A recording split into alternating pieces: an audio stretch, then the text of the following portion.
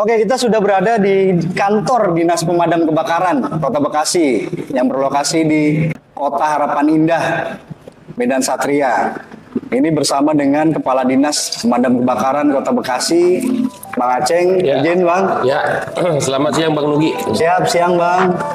Dan dengan Asekdis, Bang Herianto. Selamat siang. Siap, Bang.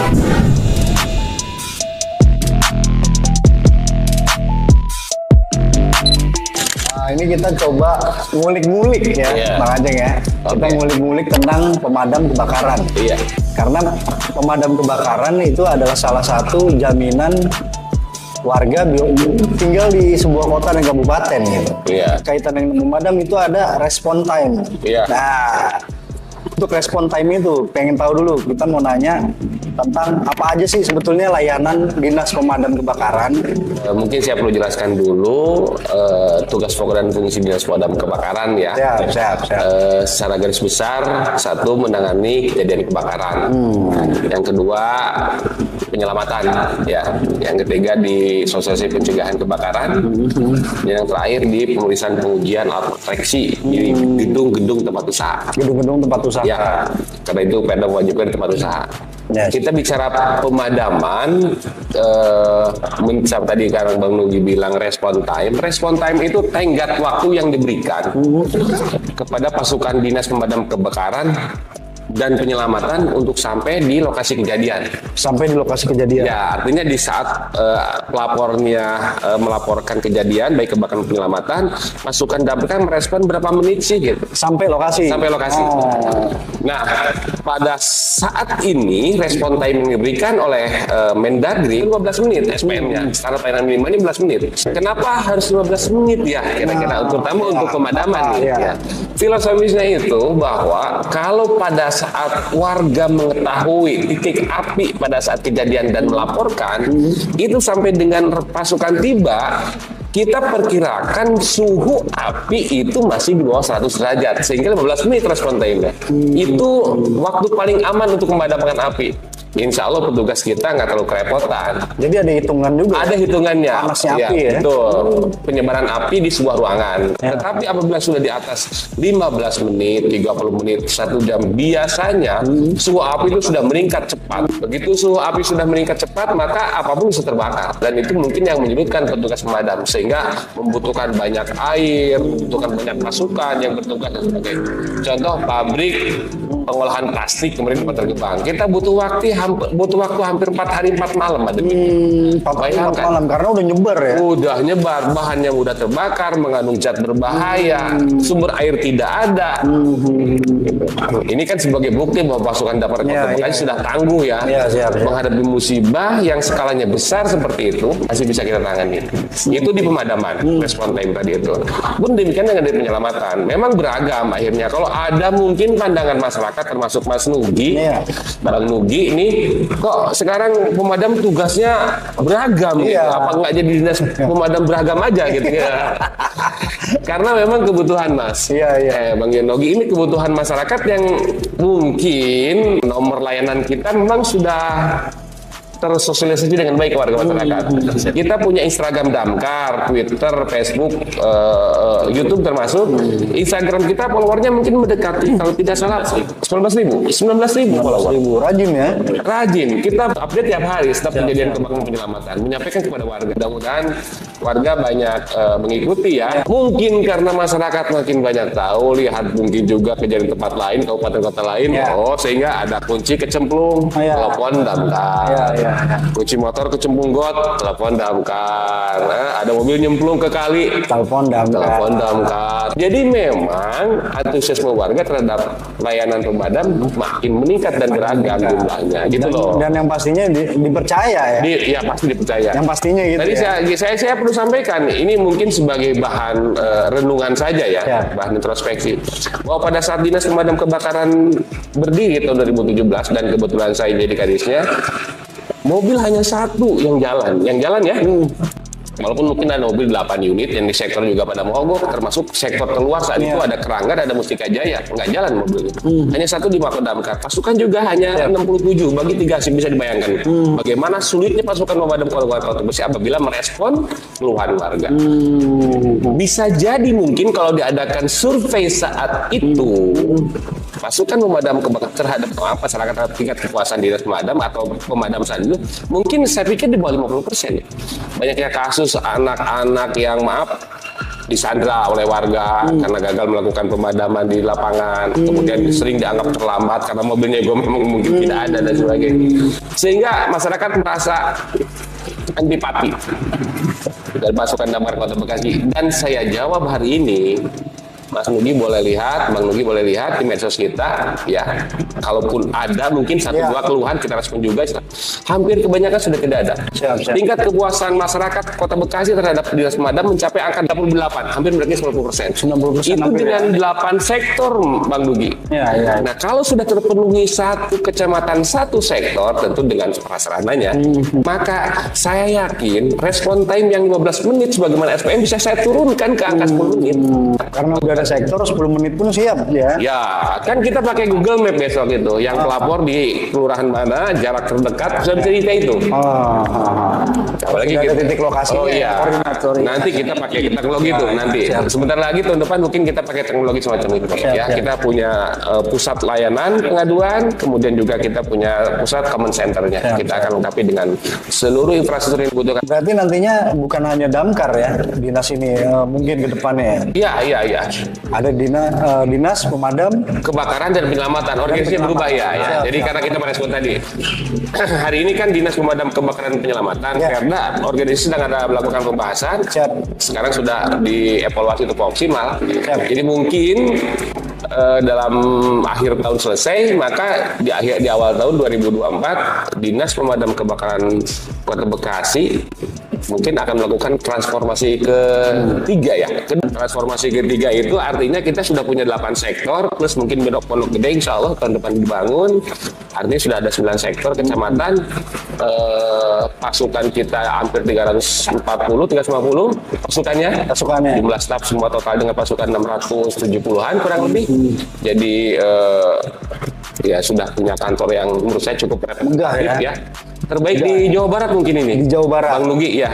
Saya kalau mau klaim Indonesia mungkin ketahui. Tapi saya sudah berjalan dari mulai Ambon, Maluku. Emang cuma bagus lah ya. Bekasi gitu. Ya, apalagi mungkin besok ya kita punya ruangan yang cukup representatif lah. Membanggakan pasukan damkar dan juga membanggakan masyarakat Kota Bekasi.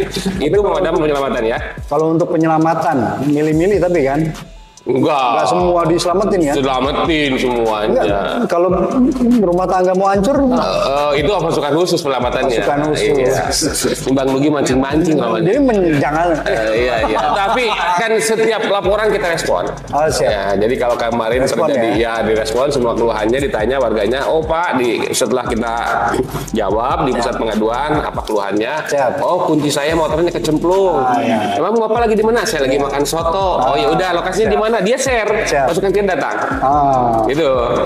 Jadi setiap laporan dicatat keluhannya apa, lokasinya di mana, supaya pasukan yang mau berangkat ke lokasi kejadian itu mempersiapkan diri. Oh Pak, saya lihat ada ular. Oh ada monyet liar Pak. Oh ada anjing liar Pak. Oh ada kencing liar. Pasukan saya siap membawa alat-alat yang dibutuhkan untuk melakukan evakuasi di tempat penyelamatan. Yang berikutnya, tugas-tugas pemadam itu melakukan sosialisasi pencegahan kebakaran. Kita punya 56 kelurahan. Targetnya 1.300-an RW, RT-nya mungkin ada kurang lebih sekitar 6.000-an. Kurang lebih ya, kurang lebih. Itu target kita. Bagaimana informasi mengenai kebakaran ini sampai di semua rumah. Kalau itu kita lakukan secara masif dan memang juga partisipasi masyarakatnya cukup bagus, di beberapa daerah bahkan di beberapa negara maju, ya itu tadi relawan. Ya, makanya kita kemarin launching mengenai aplikasi Sigercep. Sigercep. Ya, sistem gerak cepat laporan pemadam kebakaran dan penyelamatan gitu. Walaupun sampai hari ini kita masih melakukan penambahan kapasitas servernya gitu ya, karena sekarang masih digabung antara aplikasi. Itu apa aja isinya? Sigercep itu ya nanti warga masyarakat bisa mengunduh aplikasi itu dan masuk dalam aplikasi itu, sehingga pada saat yang bersangkutan melihat kejadian kebakaran di mana saja bisa langsung melaporkan. Oh, siap. Bisa upload? Bisa langsung. Ya, gitu. Bisa langsung di YouTube, di aplikasi App Store sudah ada ya. Di App Store sudah ada. Oh, di aplikasi Store. Ya, itu salah satu upaya kita bagaimana meningkatkan partisipasi publik terhadap pemadam kebakaran. Itu pencegahannya. Karena di samping itu juga kita melakukan pelatihan secara berkala kepada warga masyarakat. Tanpa kecuali ya, misalnya bisa Karang Taruna, bisa Hansip Linmas kayak tadi, kemudian juga bisa karyawan di lingkungan perusahaan dan sebagainya, pelajar dan sebagainya.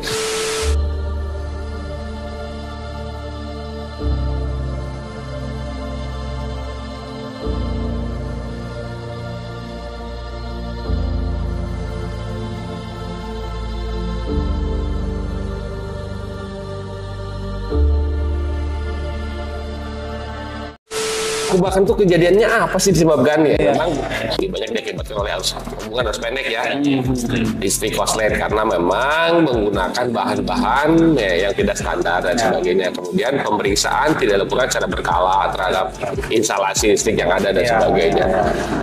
Dan sebagainya lah banyak ya. Sebuah gas kita tahu karena juga pemahaman masyarakat sering panik pada saat gas bocor itu, bukannya mengambil. Dan nggak paham juga kan? Ya, betul. Dan kita berikan gasnya malah dilempar ke atas, meledak juga. Jadi pada saat kita masuk ruangan, kalau ada gas bocor, jangan nyalakan apa-apa. Listrik jangan, kompor jangan. Ya, kalau begitu masuk rumah bau gas menyengat, buka pintu, bukan jendela, biarkan oksigen masuk. Semua ya. Jangan coba masuk nyalain listrik atau apa. Nyalain ya. Jangan ya. Buka aja, biarkan yang sendirinya. Nah, pada saat baunya sudah hilang menyengat, baru cabut kompresornya dari gas tadi. Jadi jangan langsung cabut. Jangan. Buka aja dulu biar ada oksigen masuk. Siap. Jadi nggak berbahaya. Siap. Kalau tidak, misalnya langsung nyalain listrik, itu yang sudah menimbulkan backdraft namanya, yang memicu ledakan antara gas di dalam ruangan dengan pemicunya, bisa api, bisa listrik. Karena pengap ya kalau kalau tertutup betul. Ya. Itu yang meledak itu begitu ya. Mungkin salah satunya juga yang kita lakukan sekarang, pemeriksaan pengendalian proteksi di tempat-tempat usaha. Karena memang bangunan yang di sekitar itu bangunan yang layak proteksi. Ini standar itu ya. Bagaimana hotel, mall, apartemen di tempat berkumpulnya masa orang-orang banyak gitu, kita jamin mereka beraktivitas dengan nyaman. Karena pada saat terjadi kondisi darurat, semua berfungsi, dan sprinkler berfungsi, pompanya berfungsi, dan sebagainya berfungsi. Karena kita secara rutin dan berkala melakukan fungsi dan pemeriksaan alat-alat proteksi di gedung. Jadi itu pencegahannya termasuk pemeriksaan-pemeriksaan ya, juga. Bahkan kita sering melakukan fire drill yang namanya respon time pada perusahaan-perusahaan yang memang sudah memiliki fasilitas sidang, gedung, fasilitas siap. Untuk menguji kesiapan, termasuk teman-teman MKKG. Ini kan sebentar lagi juga perwanya akan kita sahkan nih mengenai MKKG, MKKL. Artinya setiap gedung wajib hukumnya nanti memiliki karyawan yang sudah kita latih, memiliki organisasi MKKG dan MKKL, manajemen kebakaran gedung ya, yang mungkin ada karyawannya 50 orang atau bahkan manajemen keselamatan lingkungan. Untuk ini bicara gedung damkar Kota Bekasi ini kan megah tadi ya kita bilang. Iya. Alhamdulillah. Terima kasih Pak Wali juga nih. Gimana tentang perlengkapannya atau sarana prasarananya? Kalau prasarana gedung saat ini sedang diusahakan bertahap. Kebutuhan mebel kita bekerja sama dengan OPD terkait, misalnya di bagian perlengkapan penyediaan kita minta dan sebagainya. Kemudian kita butuh alat-alat kantor lainnya, komputer dan sebagainya, kita berkoordinasi. Nah, sepanjang ketersediaan di bagian perlengkapan ada, ya kita bersurat dan membuat usulan perencanaan pengadaan untuk gedung kita. Nah, ketika bangunan vertikalnya tumbuh dan berkembang, mesti pasukan pemadam kebakarannya menyesuaikan, beradaptasi dengan lingkungannya. Seperti yang harus kita usahakan ke depan ya mobil Skylift. Mobil Skylift itu berfungsi satu untuk melakukan penyelamatan apabila terjadi kondisi darurat di sebuah gedung bertingkat. Yang kedua bisa melakukan proses pemadamannya gitu, penyelamatan orangnya, pemadaman apinya. Mempunyai dua fungsi Skylift itu, karena nggak mungkin juga di kondisi gedung di lantai 14 kita menggunakan tekanan 14-15 bar juga nggak nyampe gitu. Menggunakan pompa yang nyemprot nggak, ya memang secara teoritisnya ya nozzle itu harus dibawa ke atas ke ketinggian baru dibuka pompanya. Nyampe ya? Nyampe. Kalau yang 60 meter nyampe. Jadi kalaupun ini mungkin sedikit lebih tinggi nggak ada masalah. Ya. Setelah kita bincang-bincang dengan teman-teman di komisi sebagai partner lah rekan-rekan kerja kita, ya kita mungkin harus menunggu lagi setahun ke depan lah mudah-mudahan. Ya saya untuk mobil itu ya. Ya mudah-mudahan silakan, karena mungkin banyak kepentingan sekarang yang memang juga prioritas kemudian kita sangat paham itu ya. Perlu ini nggak sih menunggu mobil itu, jadi petugas damkar tuh latihan yang itu loh, yang terbang pakai sayap-sayap itu kan. Saya bisa terbang. Oh, bisa. Jadi memang butuh sarana. Setelah sarananya ada, maka saya butuh pasukan yang terlatih. Pasukannya juga terlatih khusus karena mengoperate mobil tangga sekali itu tidak mudah. Siap. Ya, bukan hanya bisa nyopir saja mengendalikan mobil, bukan, tapi juga karena dia sudah computerized sistemnya, jadi harus saya latih dulu dalam beberapa di training khusus, nanti drivernya, operatornya di training khusus. Karena beda ya? Ya, jadi begitu kita beli mobil itu, si pihak penyedia memberikan training khusus kepada nanti calon-calon petugas ya. Sekarang juga kan infrastruktur kota, mohon maaf, kabel masih semrawut gitu ya, kabel telepon, entah kabel apa saya nggak ngerti deh. Tapi buktinya kabel memang banyak melintang. Termasuk posisi kabel yang menuju markas Komando saat itu, harus sekarang sektor bagian selatan. Siap. Itu kalau mobil lewat mesti itu dulu didorong dulu ke atas baru bisa lewat. Bahkan ada yang dulu jatuh sempat kita potong aja. Iya, gelantungan. Iya. Itu misalnya lah. Itu salah satu kendala juga ya di lapangan ya. Iya. Nah, kalau untuk harapannya berarti ke depannya apa nih Bang? Harapannya saya berharap pembangunan sektor yang di 12 kecamatan yang sekarang berarti kan sisa tinggal 4 lagi. Ya. Tinggal Bekasi Barat, tinggal Bekasi Timur, tinggal Pondok Melati, tinggal Pondok Gede. Itu kecamatan yang belum dibangun sektornya. Ini mudah-mudahan bisa kita penuhi di 2 tahun ke depan lah kita selesaikan. Kita selesaikan 2 tahun ke depan, berarti kan kalau sudah 12 kecamatan, maaf, dibangun sektor berikut kelengkapan sarana prasarananya terus pasukannya, besar kemungkinan Dinas Pemadam Kebakaran Kota Bekasi yang salah satunya mungkin akan menjadi trendsetternya, barometernya pemadam di Indonesia untuk kabupaten kota. Ya, kalau bicara DKI Jakarta, tingkat provinsi, Surabaya juga mungkin karena tingkat provinsi udah lama lah. Tapi salah satu yang bisa menjadi rujukan nanti Dinas Pemadam Kebakaran Kota Bekasi kalau 12 sektor terbangun dengan kelengkapan sarana prasarananya berikut nanti didukung oleh kemampuan personilnya, bahkan kita mampu menurunkan respon time dari 15 menit ke angka 10 menit, bahkan di bawahnya. Itu sangat membanggakan dan itu mungkin salah satu persembahan terbaik buat masyarakat Kota Bekasi dalam penanganan kebakaran dan penyelamatan. Luar biasa. Oke, ini untuk para dulbar nih. Jadi damkar ini bukan cuma pemadam kebakaran aja, jadi bisa juga menyelamatkan yang lainnya. Seperti termasuk ada ulat bulu di rumah, itu bisa kita telepon damkar, ya kan? Iya. Kadang-kadang gitu. Mungkin yang terima teleponnya ngomong ngeselin juga, gitu kan?